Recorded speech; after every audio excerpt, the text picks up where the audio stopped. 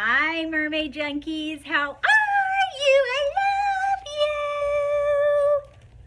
you. Is that funny? Anyway, okay, so this is my next video. Now, this is a very interesting subject, and I have lots of experience with it. I'm trying to be funny because it's a very hot subject. This is the 6 treasure trove tips to understanding sex. Yes, I said it, sex. Okay, so number 1 is, now, mind you, because my channel has gotten a lot larger, there are certain questions that people will come to me and ask, and if I feel like I've had some sense of an experience with it in some indirect or direct way, I am going to have a video made about it, because I believe that means that if one person is thinking that, and then I get 2 and 3 and 4 different questions, but it's kind of based around the same thing, I think it's important that that's the universe kind of saying, like, maybe you should talk about this, because there's some different, many people that may need to hear the message, right? Okay, so number 1, why do we have sex? Well, I don't know about you, but that's kind of a given for me, right? Is it because I'm in my 40s? I don't know, nor do I care, because it's a lot different when you're having sex and you're later on in life than when you're younger in life having sex, right? So actually, we know the main reason is that we were created to have sex for procreation, right? To have babies, to multiply and replenish the earth. So we know that. But how many times, especially being children, growing up and being conditioned, you're going to have contrasting moments. A lot of times, that is where, well, not a lot of times, that is always, as children, where we begin to develop our belief system about sex, what sex is, why we do it, where we equate it to, do you know what I'm saying? What we compare it to, what we think it means. And that's where our definition of sex comes from. Number 2 is, one of the things that I think I've realized going through a marriage that was a very long, extended amount of time, and I lost my virginity when I was very young. Not very, very young, but I was 15 when I lost my virginity. And so, if you know, because your mind is not developed at that age, because I've done a lot of child psychology, right? And obviously your brain is not developed at that time, and so a lot of times when you're younger, your development of your belief system about what sex is transfers into your first sexual activity from your current living conditions. Do you know what I'm saying? What I mean by this is it can get very, very shady and muddy when it comes to especially children that have been molested either by their mother, like say it's a male and they were molested by males, or if it's a male and he was molested by women. So you're going to have all of these different dynamics in it, because that's going to actually bleed into why you become a quote unquote man whore, or why you become a woman whore. And a lot of people think, oh, well, that doesn't have anything, I just like doing it because I like sex. Let me just tell you something.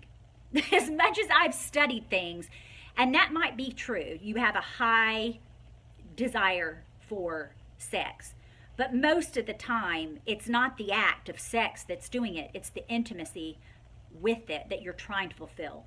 And so let's just be honest with that. And the reason I say that is because I have some very close family members that, a male and a female, the female was molested by a family member, but it was a male. And then I have another family member that was a male and he was molested by men. So see, that completely screws a kid's head up, because that's how you deal with relationships after that. The one female, my friend, has a very hard time connecting with men.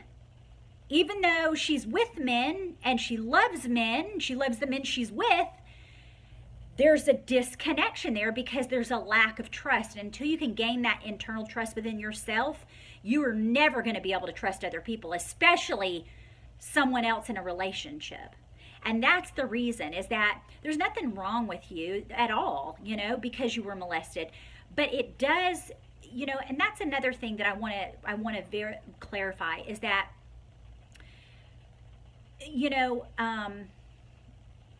I know of a particular person that sent an email into me, and the first thing that I asked was, because they were having a weight issue or whatever, and she was really upset or whatever, and I just came out in the open, and I knew by the way that she was talking that I sensed it, because I'm very intuitive like that too, is that I knew that she had a weight issue. And I said, have you ever been molested as a child, or raped? And she said, yeah, I was molested for years when I was really, really young, like a toddler, on up into her early preteens. And so it's not that we want to dig that shit up. You know what I mean? Let's not dig that stuff up too deeply. We don't need to go 6 foot under. We can go about a foot and a half, and then we need just to keep going, because you are not your past. You are not what happened to you. That is not your definition of who you are as a person, right? It's just something that occurred. It was a very contrasting moment. Sometimes they're really freaking contrasting, right? And then sometimes they're a little less contrasting. But unless we start creating new beliefs about this thing, we're going to have screwed up, no pun intended, sexual relations with everybody that we sleep with, okay? So anyway, that's the one thing. Are we having sex? When you are having sex with someone, are you using it as a mechanism to not fill your gap? And I say that because there's a lot of times that people will have sex to fulfill something that they're not getting otherwise.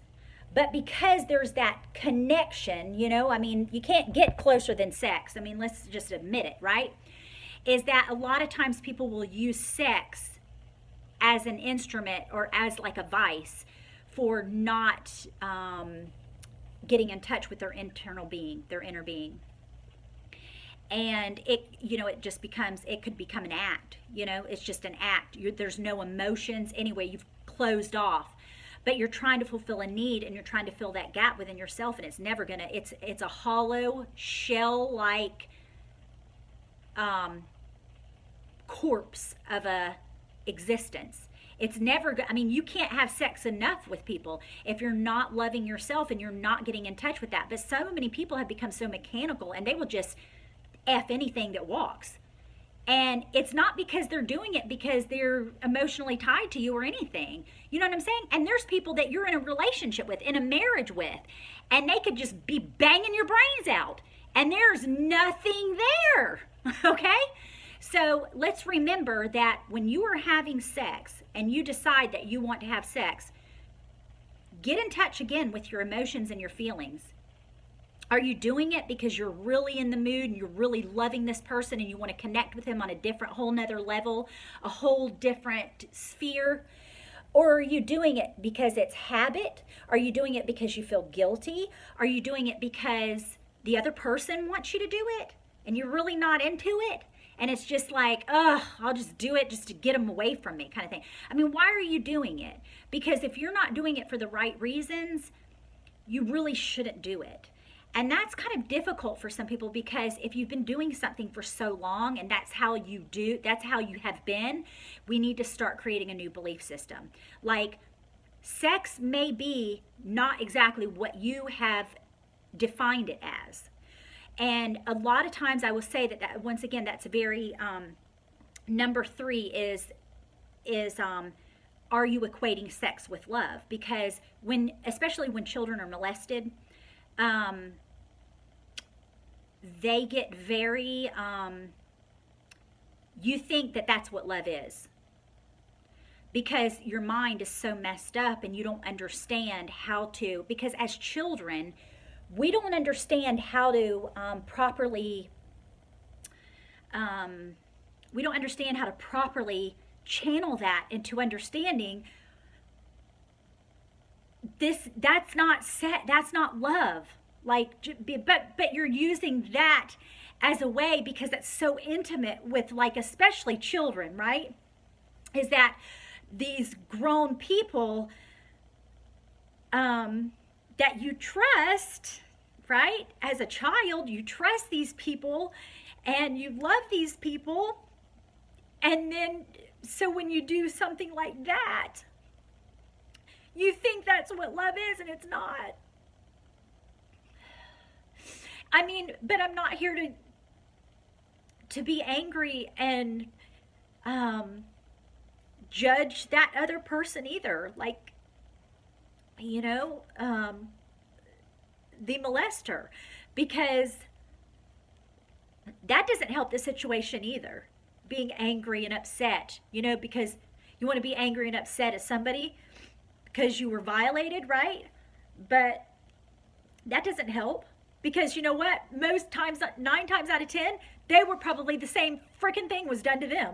So that's the only thing they know. And so they never got it right. And so they just keep the process going, you know? It's kind of like they keep it going, and it just becomes like that's a part of your that's a part of your family cycle, is that there's a whole mess of them, you know what I mean? And so what we need to do is create new beliefs. Like, this isn't about being angry at someone, but it's okay if you're angry at somebody, right? But try not to channel that energy and that anger and hate towards yourself, because that's what most of the time victims that have been abused do. They think something's wrong with them, that they did it. And I got to be honest with you, when you can honestly say, you become so freedom thinking that like attracts like. So you might get to the point where you're like, oh yeah, I attracted that cancer, or I attracted that molester, or I attracted that rape, or I attracted this particular situation in my life, because you know there could be a lot of energy around that. But anyway, so my whole point is that it's important to look forward and to start to, it's good if we're having these contrasting moments about sex, right? And we don't understand, I don't understand why this is happening in my life, or why my husband wants to screw all the time. What is this about? What is this saying about me? Like, I think it's a beautiful experience, because it's contrast that is going to cause us to expand. So I always want to look at every experience that has ever happened to me, be it as difficult as it is, to use that to my leverage, to my advantage, because I would not know these things had these things not happened to me. And so it just really helps me to grow and expand. And I want to learn, you know, why I would do things that I didn't want to do, but I felt once again guilty, or like I am supposed to do this, or this is the way, this is normal. It's not normal. That stuff is not normal, to just to have sex for no reason at all because you don't want to. It's not normal. There's something beneath that. And I'm all about learning, like, why do we do the things that we do? What's causing us? What's stimulating us to do these things that are,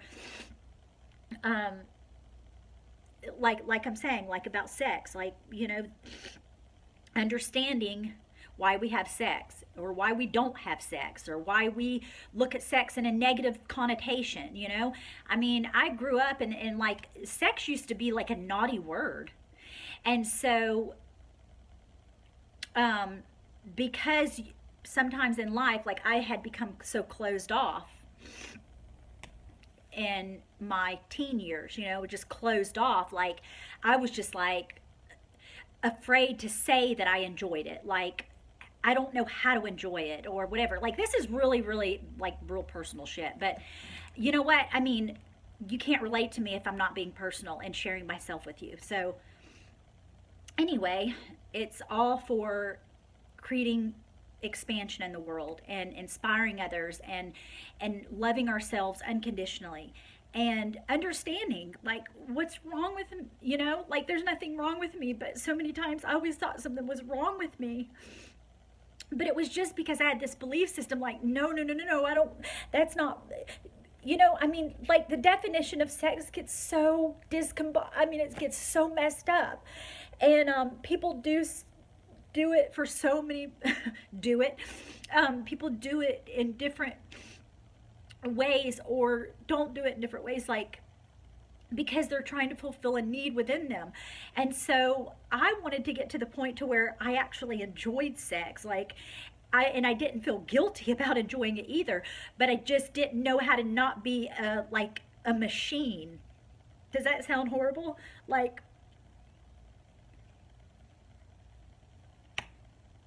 you could screw a wall and get as much emotion. You know what I mean? Like I just didn't know what to do.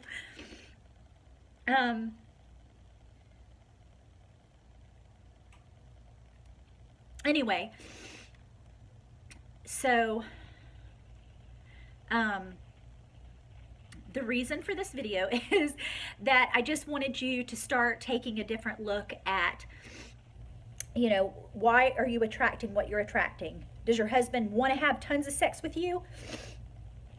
Is he got stuff that he needs to work through? Like this really isn't about your spouse, right? Everything that's happening to you, happening to me, is happening because of our thought processes and what we think about and how we equate sex to what sex is, and is sex love? Is sex not love? Why we're wanting to fill that gap when we desire it. You know what I'm saying? Like you get to the point where when you're with your soulmate though, you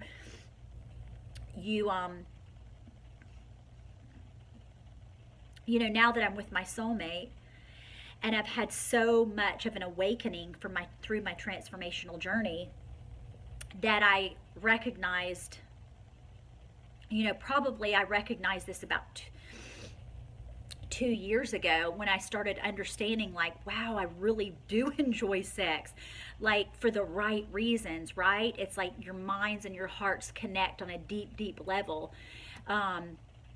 And you're completely in the vortex, you know what I mean? Like it's a very, it's a beautiful experience. But it took me a long time to get there. And it doesn't always have to take you a long time to get there either. You know what I'm saying? Like if you can start recognizing and filling the gap of that self-love, but not doing it with sex. You know, maybe you've always done it that way, and maybe it's time to change that around and like, you know, I want to redefine how I believe sex should be and making love should be, you know? And so I would encourage you to do that and just think of it, you know, think about it, just the next experience that you have or this next contrasting moment you have. And just realize that you are responsible for your own thoughts. And so it's important to look into those moments. Don't think of them like, oh, poor me. Why is my husband always wanting sex? Or why is my husband never wanting sex from me? You know, I mean, let's admit, it's better with somebody, okay?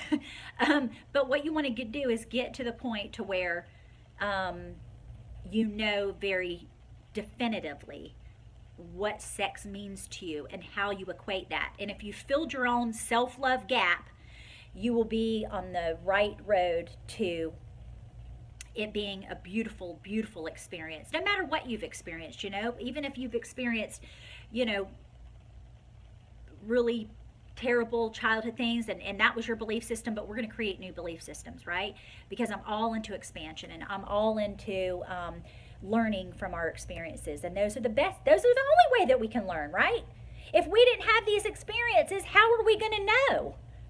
How are we going to know what we want and what's good and what's bad? How would we know? We wouldn't know. So it's beautiful that we have these experiences. I mean, I can honestly say it's a lot better after we're done after we're done with the experience, but it's very, very good and therapeutic that we have those moments, right?